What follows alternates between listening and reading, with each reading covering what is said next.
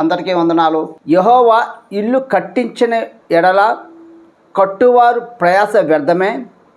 యెహోవా పట్టణమును కాపాడిన ఎడల కాపలివారు కాయుట వ్యర్థమే అని చెప్పబడుతుంది. అయితే ఇది దేనికోసం చెప్పబడుతున్న సందర్భము అన్న అంశం మీద ఈరోజు దేవుడు మనతో మాట్లాడుతున్నారు. ఇందు నిమిత్తమై కీర్తన గ్రంథము 127 అధ్యాయం 1వ వచనం.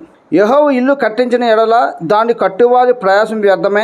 యెహోవా పట్టణమును కాపాడిన ఎడల దాని కావలి కాయువారు మేలుకొని ఉండుట వ్యర్థమే.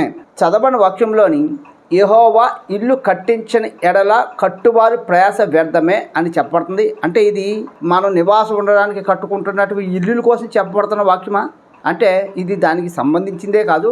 ఈ సందర్భం దేనికోసం చెప్పబడుతున్న సందర్భం అంటే 7 ఏళ్ల శ్రమల్లోని ఇశ్రాయేల్ ప్రజలు ఆ శ్రమలు తట్టుకోలేక లెబానోను అరణ్య ప్రాంతంలోకి వెళ్ళిపోతారు. అక్కడ వాళ్ళు 3.5 సంవత్సరాలు సురక్షితంగా దేవుడే వాళ్ళకి కాపుదలగా ఉంటాడు. ఎప్పుడైతే 3.5 సంవత్సరాలు గడిచిపోయే వాళ్ళు మరలా వాళ్ళ స్వదేశమైనటువంటి ఇశ్రాయేల్ దేశంలోకి వస్తారు. మరలానా వచ్చిన వీళ్ళకి ఆ యెరూషలేమును చూడగానే వాళ్ళు ఒక్కసారి ఆశ్చర్యపోతారు. అది ఏ విధంగా ఉంటుందంటే మొత్తం అంతా కూడా నామరూపాలు లేకుండా నిర్మూలన అయిపోయి ఎక్కడా కూడా ఒక్క బిల్డింగ్ కానీ ఒక్క ఇల్లు కానీ ఉండదు. మొత్తం అంతా కూడా శిథిలమైపోయి అగ్నితో బాంబులతో రాకెట్లతో మిసైల్తో మొత్తం ఆ ఇశ్రాయేల్ దేశం అంతా కూడా సర్వనాశనం అయిపోయి ఉంటుంది.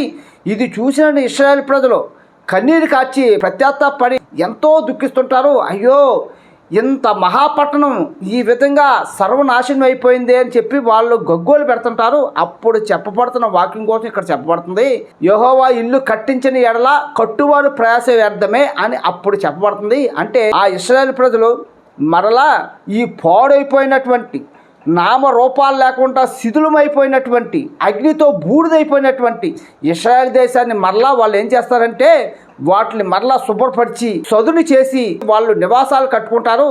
ఆ ఇల్లుల కోసం చెప్పబడుతున్న సందర్భం ఇది. యెహోవా పట్టణమును కాపాడిన ఎడల దాని కావలి కాయువారు ప్రయాస వ్యర్థమే అని చెప్పబడుతుంది. మరలా తన స్వదేశం వచ్చిన తర్వాత వాళ్ళు భయంతో వణుకుతో ఉంటారు. ఎందుకంటే శత్రువులు వచ్చి మరలా ఇశ్రాయేల్ దేశం మీదకి దండెత్తి యుద్ధానికి వస్తారేమని చెప్పి భయంతో బతుకుతుంటారు. ఎందుకంటే ఆ విధంగా వాళ్ళు భయపడడానికి కారణం అప్పటికే వాళ్ళు 7 ఏళ్ల శ్రమల ద్వారా 10 మంది రాజులు 7 రాజ్యాల వాళ్ళ ద్వారా ఆ దేశాన్ని అంతటినీ కూడా సర్వం కోల్పోయారు. వాళ్ళు దాన్ని చూసి వాళ్ళు భయపడుతున్నారు. అప్పుడు చెప్తున్న వాగ్దానం ఏంటంటే వాళ్ళతోని, ఓ ఇశ్రాయేల్ ప్రజలారా మీరు ఏమని ఆలోచించుకుంటున్నారంటే మరలా మా దేశం మీదకి ఎవరూ రాకుండా కాపలా కాయాలి, యుద్ధ సామాగ్రిని సమకూర్చుకోవాలి, ఆయుధ సామాగ్రిని అంతటినీ మరలా మనం సమకూర్చుకోవాలని మీరు ఆలోచిస్తున్న ఇశ్రాయేల్ ప్రజలారా, నేను పట్టణాన్ని కాయకపోతే మీరు ఎంత కాపుదలు కాసినా సరే దాన్ని కాపాడలేరు. 7 ఏళ్ల శ్రమలో మీ దేశాన్ని ఎంతో ఆయుధ సంపత్తితో కాపలా కాశారు, మీరేమైనా కాపాడగలిగారా? సర్వనాశనం చేయవాడిని నేనే, నేను కాపాడితే దాన్ని నాశనం చేసేవాడు ఎవ్వడో లేడు అని ఇక్కడ వాక్యం ద్వారా చెప్పుతున్నారు. దాన్ని బట్టి అప్పుడు ఇశ్రాయేల్ ప్రజలు ఆ దేశంలోని 1000 సంవత్సరాలు సురక్షితంగా నివసిస్తారు. ఆ 1000 సంవత్సరాలు కూడా ఆ దేశానికి ఏ విధంగా ఉంటుందని చెప్పబడుతుంది వాక్యంలోని మనకి.